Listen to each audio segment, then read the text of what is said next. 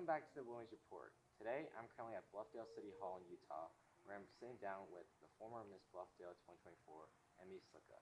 Emmy, thank you so much for taking the time to join me. Thank you for having me.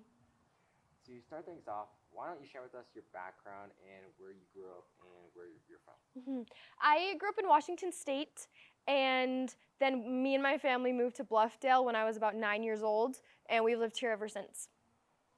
Now, how did you first hear about the Miss Bluffdale pageant and what made you decide to compete in it? I grew up going to the Miss Bluffdale pageants. I knew a lot of the former queens, because Bluffdale's a small town, and so we all kind of know each other in a way. I just have always wanted to do it. I actually did the pageant in 2020, and it got canceled about 2 weeks before the actual pageant. So I did all the prep work, and then something in the back of my head for the last 4 years was just kind of like, you need to go back and do it. And so I did it wanting the scholarship mostly, and just wanting like the out of my comfort zone experience, and yeah. Cool.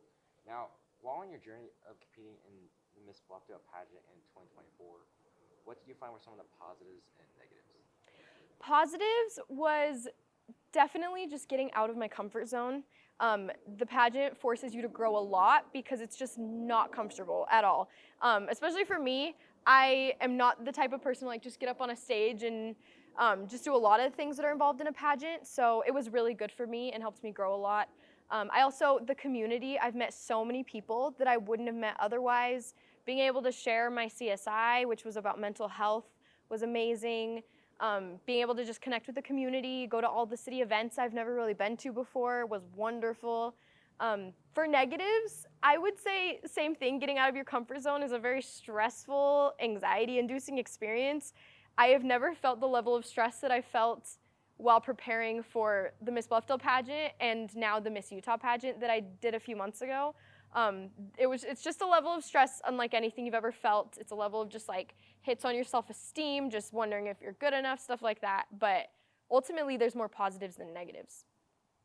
Now, looking back to the moment you won the Miss Bluffdale pageant in 2024, what feelings and emotions were you feeling at that moment?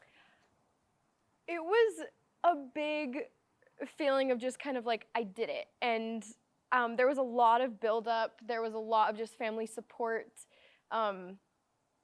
It was really just like one of the best moments of my life so far, of just feeling like I did it. I was successful in this thing that I worked really hard for. Just happiness. I don't know. There's not really words that can explain it very well. Through this whole process of competing competing for Miss Bluffdale and winning it in 2024, who would you say was your number one supporter? My mom.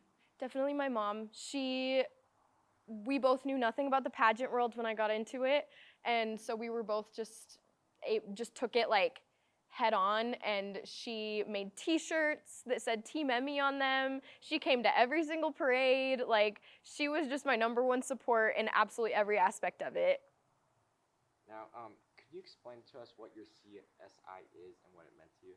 My CSI, Community Service Initiative, was Educate to Empower, raising awareness for mental health, specifically for teenagers.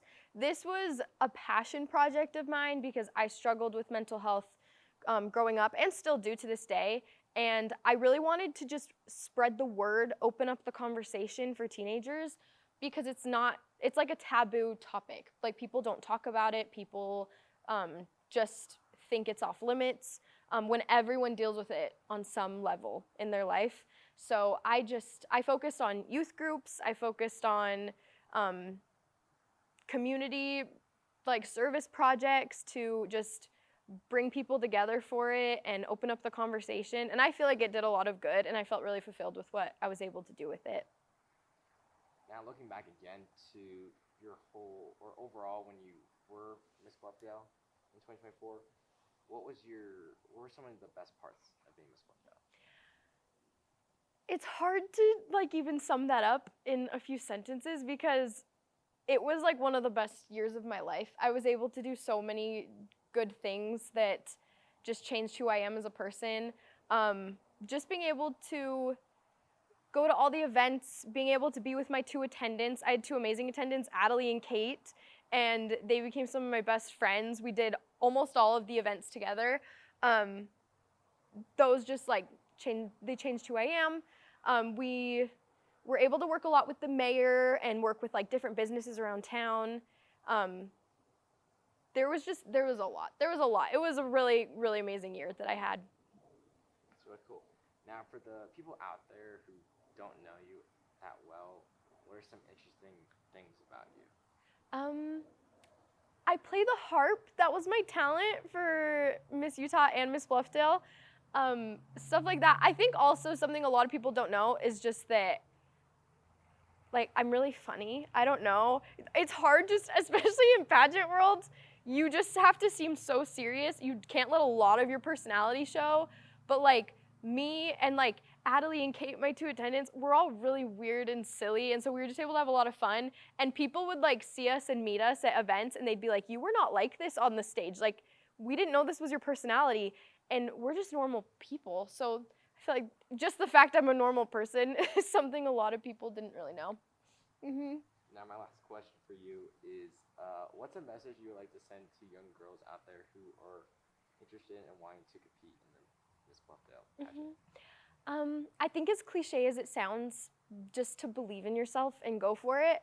Because if I had let like my inner critic win, I would never have done the pageant, or even Miss Utah for that matter, just because it's really hard when your self-esteem is just like telling yourself that you're not good enough. Why even go for it if you're not gonna win? I would just say believe in yourself and believe that you can win, believe you can make an impact on the community, believe you're good enough. Because even if you don't win, you still gain so much from doing a pageant. You gain so much experience, you gain so much confidence, you gain new friends. It's really just an amazing experience even if you don't get the crown, because only one person does, and you get so much out of it even without that. I learned a lot about you.